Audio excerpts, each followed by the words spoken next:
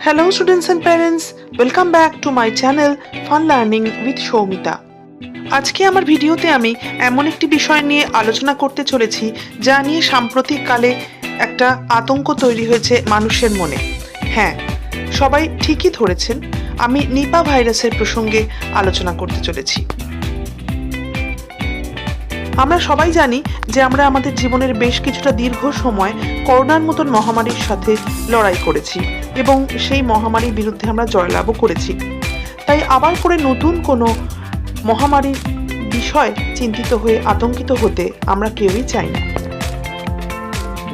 তাই আসুন সাম্প্রতিককালে নিপা ভাইরাসের নামে যে আতঙ্ক তৈরি হয়েছে সেটা দূর করার কিছুটা প্রচেষ্টা আমরা করি এবং সামান্য কিছু উপায় অবলম্বন করলে কিভাবে আমরা এই ভাইরাসকে দূরে সরিয়ে রাখতে পারবো তার নিয়মগুলি একটু জেনে নিই। নিপা ভাইরাস হলো বাদুর বাহিত একটি অত্যন্ত মারাত্মক ভাইরাস, যা মূলত বাদুর থেকে মানুষ বা অন্যান্য প্রাণীতে ছড়ায় এবং এর মৃত্যুর হারও যথেষ্ট আশঙ্কাজনক। এটি সংক্রমণের 5 থেকে 14 দিনের মধ্যে তীব্র জ্বর, মাথা ব্যথা, শ্বাসকষ্ট এবং মস্তিষ্কের প্রদাহ শুরু হয়। দূষিত খেজুরের রস বা বাদুড়ের খাওয়া ফল থেকে এটি ছড়ায় এবং এর সুনির্দিষ্ট কোনো চিকিৎসা বা টিকা নেই। এটা হলো নিপা ভাইরাস সম্পর্কে ডাক্তারদের দেওয়া একটা সাময়িক ধারণা, যেটা অত্যন্ত বাস্তব এবং সত্যি। করোনা ভাইরাসের সাথে লড়াই করতে করতে আমরা এইটুকু শিখে গেছি যে কোনো মারাত্মক ভাইরাসের সংক্রমণ রোধ করার জন্য আমাদেরকে যেটা করতে হবে সেটা হচ্ছে ভাইরাসের যে মূল সংক্রমণ পদ্ধতি সেটাকে রোধ করতে হবে। তো নিপা ভাইরাসের প্রধান সংক্রামক প্রাণীটি হলো বাদুড়। ফলভোজী বাদুড় এই ভাইরাসের প্রাকৃতিক বাহক। তো আক্রান্ত বাদুড়ের লালা, প্রস্রাব বা মল দ্বারা দূষিত খেজুরের রস, কাঁচা ফলমূল বা সরাসরি আক্রান্ত মানুষ বা প্রাণীর সংস্পর্শে এই ভাইরাসটি মূলত ছড়ায়। বাদুড়ের থেকে অনেক সময় শুয়োরের মধ্যেও এই সংক্রমণ ছড়িয়ে পড়ে, তাই বাদুড়ের সাথে সাথে শুয়োরের সাথেও আমাদের সংস্রব ত্যাগ করতে হবে এই নিপা ভাইরাসকে দূরে রাখার জন্য। এই রোগের সংক্রমণের প্রধান বা প্রাথমিক লক্ষণগুলি হলো প্রাথমিকভাবে জ্বর, তীব্র মাথা ব্যথা, গলা ব্যথা, বমি এবং পেশিতে ব্যথা। এর পরবর্তীকালে দ্রুত শ্বাসকষ্ট, মাথা ঘোরা, তন্দ্রাচ্ছন্ন ভাব, বিভ্রান্তি এবং জ্ঞান হারানো। এটি মস্তিষ্কে প্রদাহ সৃষ্টি করতে পারে, যা অত্যন্তভাবে বিপজ্জনক। যেহেতু নিপা ভাইরাসের কোনো নির্দিষ্ট প্রতিষেধক বা ভ্যাকসিন নেই, তাই শুধুমাত্র নিবিড় পরিচর্যা বা পরিষেবা এবং কিছু সাময়িক ওষুধপত্র এর রোগীকে সুস্থ করে তোলার একমাত্র রাস্তা বা পথ। তো সেক্ষেত্রে আমরা চেষ্টা করব যে সংক্রমণটাকে যাতে কোনোভাবে রোধ করা যায়। সেটা কিভাবে, সেই বিষয়তে আমি একটু আলোচনা করছি।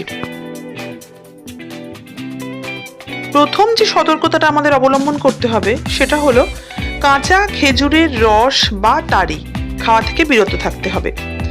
গাছে ঝুলে থাকা বা বাদুড়ের খাওয়া কোনো আংশিক ফল অথবা খেজুরের রস অবশ্য করেই বর্জনীয় এক্ষেত্রে, কারণ এটাই হলো নিপা ভাইরাস সংক্রমণের প্রধান কারণ।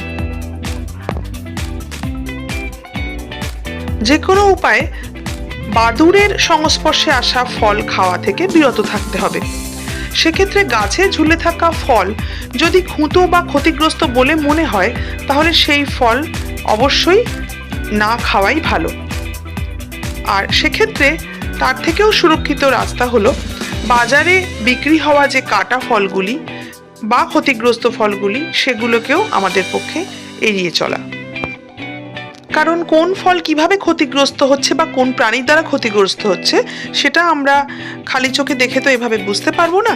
তো সেক্ষেত্রে আমাদের উচিত হচ্ছে গোটা ফল কেনা এবং খুব ভালো করে পরীক্ষা করে নিয়ে তারপরেই কেনা।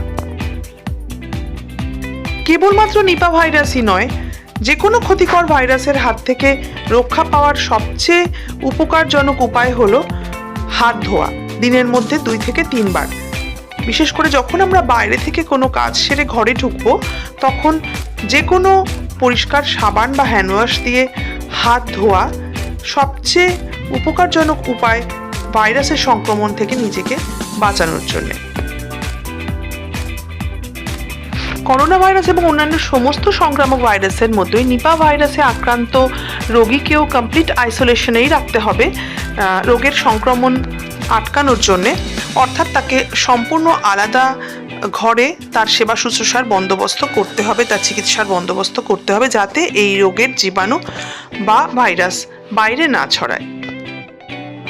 এবং এই রোগের আক্রান্ত রোগীর চিকিৎসা বা সেবা শুশ্রূষার দায়িত্বে যারা রয়েছেন তাদেরকেও খুবই সতর্ক থাকতে হবে, বারবার হাত ধুতে হবে এবং অবশ্যই মাস্ক ব্যবহার করতে হবে।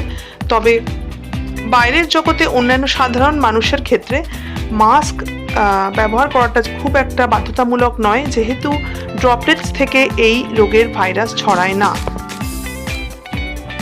করোনা ভাইরাসের সংক্রমণের সঙ্গে নিপা ভাইরাসের সংক্রমণের একটি প্রধান পার্থক্য হলো নিপা ভাইরাসের সংক্রমণ মূলত ছড়ায় সংস্পর্শ থেকে। তো সেই কারণে আমাদেরকে স্পর্শ এড়িয়ে চলতে হবে আক্রান্ত রোগীর বা অচেনা মানুষের এই রোগের সংক্রমণকে আটকানোর জন্য। তো আসুন এই কয়েকটি সহজ উপায় এবং সতর্কতা অবলম্বন করি এবং আশা করি অবশ্যই আমরা করোনা ভাইরাসের মতোই নিপা ভাইরাসের এই আতঙ্ককেও জয় করতে পারবো।